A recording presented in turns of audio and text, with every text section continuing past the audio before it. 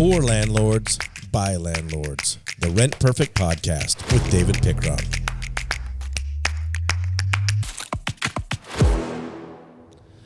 Well, welcome today. Scotty's with me. It's another podcast, man. It's another Rent Perfect Podcast. It just flows off the tongue. They just love it. Keep coming. Yes. There's so much to talk about in this world. It's crazy. Hey, not a new topic today, but with a new slant. I want to talk about your rental criteria. And I always say written, detailed criteria, because there's a big difference of having a criteria in your head, and there's a big difference of having it on paper, written, and having it detailed. Right. We've done a lot of episodes on criteria because it's important, and I think we'll link to those in the notes below so people can quickly access those, but they're critical to learn these things. Absolutely. And in my younger years, I didn't have a criteria. And if you don't have a criteria, you're just flying by the seat of your pants. But, you know, I had a few instances where I went over to my renter's home one time and he was smoking. And I said, hey, this is a non-smoking property, which I put in my original rental listing, and it was in my lease that no one reads, but I never really went over my rules and my criteria because I was in a hurry.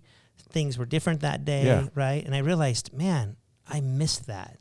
Now dealing with that later is a lot harder than dealing with that in the very beginning. The 30-second conversation is not the 30-day reparation of the property. Absolutely. So I learned to have a criteria, but what I want to talk about today is how can we use that criteria to really, you know, fill in some holes or save us from some mistakes that we might do. Because there's a lot to remember in this industry, right? Yeah. So for those of you unaware of a detailed criteria, it's kind of like we'll accept somebody with a 650 FICO score. There's no pets. There's no smoking. It's kind of your rules and your regulations, right? It's your policy company manual. Policies. Yeah, right? it's your Everybody policy else, manual. Let me check the policy, right? Yep. Having these rental properties is a business, and having a criteria, you know, is necessary for you to have those policies for your business. It keeps everybody on the same page. I rarely have problems with any of my tenants because we're on the same page. And we're on the same page because of how I share that criteria. So I want to talk to you about how I share that criteria today. Okay. Is it just once? No. 3 times I share that criteria. Okay. Right? Yes. 3 times. Okay. Now be patient, Scotty. I'm getting there. It's jittery. Awesome. So listen, number 1, I am not afraid because I've written my criteria in a way. I'm not afraid to share it, right? I'm open and honest with it. It's good, it's detailed, and it matches my property. Now, I don't have the same criteria for all of my properties. I have a different criteria for each of my properties, how much it's valued at, where it's at in town, different factors like that. But upon listing my property, whether it's online or wherever you're listing your properties, you know, we often see people say, this is a no pets and no smoking process. You're kind of listing some of your criteria, right? So you're kind of doing it already, but that's just 2 things in a long list of things that you do, right? So I wouldn't be afraid to list my criteria or at least attach it to my listing. Okay. The fact is someone has 3 dogs and they're looking through and they see that I do not allow pets. There is no reason to waste anybody's time. Now, let me say, I would never stop anybody from applying. I would let anybody who wants to apply, right? But I would remind them, read that criteria because I'm going to make the decision off the criteria. Yeah. If you want to spend your money on a background that, you know, you're never going to qualify for, who am I going to stop that? You know what? Go for it. Go ahead. I'm not going to stop you, right? Fair Housing would say, don't stop them. Let them do what they want to do when they want to do it. But they also want you to give them a criteria to say, hey, this is what I'm looking for, and I'm not looking to take any money or waste anybody's time, but you're welcome to. Yeah. Okay, so on your rental listing, you could put must have a score of 650, right? Now, keep in mind, in protected classes out there, FICO score is not a protected class, right? So in your criteria, you would never want anything that has to do with the 7 protected classes, right? Right. Great neighborhood for children, right? Yeah. Perfect house for seniors. No. Yeah. None of that. None of that stuff should be in your criteria. So if it's done right, and I recommend you have, an attorney or somebody look over that criteria just to say, hey, is there anything I'm violating here? Any fair housing thing that you can see? Make sure it's done right. I would not hesitate to share that on my rental listing. Okay, let me clarify something. I want to make sure I hear it and our listeners hear it. So you might have different criteria for each property, but every applicant at that specific property gets the same criteria. Every applicant gets the same at that criteria, property. Yes. Okay. At the same time. Yes. Okay. At every listing, I don't give it to somebody that I don't really think I like, but then I don't give it to somebody that I like. I have this procedure that I do. Gotcha. I just want to make sure. Everybody. Yeah. Yep. Right. Yep. Okay. So now one other.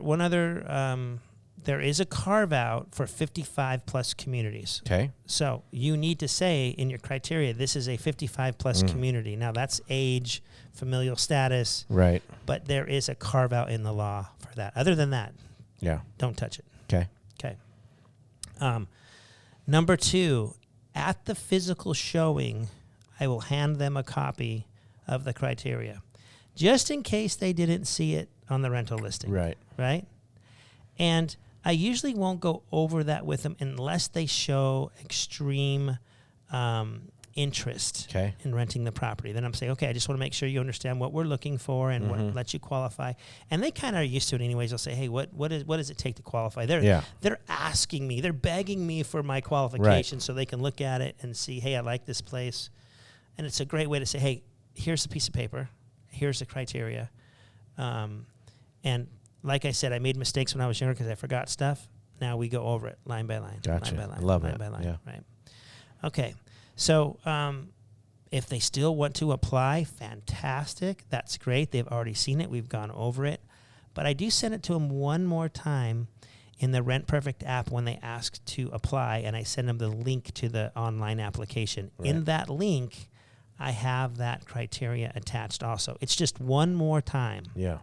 That I try to give them the opportunity to see everything. And then we go.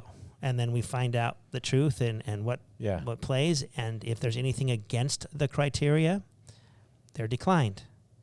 If there's nothing that conflicts with the criteria, they're approved. Yeah. I didn't make a decision. I didn't go, you know what, I really like them, or I didn't like them, or, It's like, listen, here's my rules, pass my rules. You apply, property's yours. Right? Yeah. And I only do one person at a time. I don't pass out that criteria and send out a bunch of links and then sit there and look at 3 different applications, because now you're in a position of, why did you choose this one over this one? And you have to defend that. Yeah. So I always just do one at a time, and then if I can tell fairly quickly that the FICO score doesn't fit the criteria or something doesn't, I quickly adverse action and I take the next person and That's move awesome. through that process quickly. So criteria is important to have, but I think the way you use the criteria will really help you in being on the same page with these applicants and future tenants and business partners, we call them, right?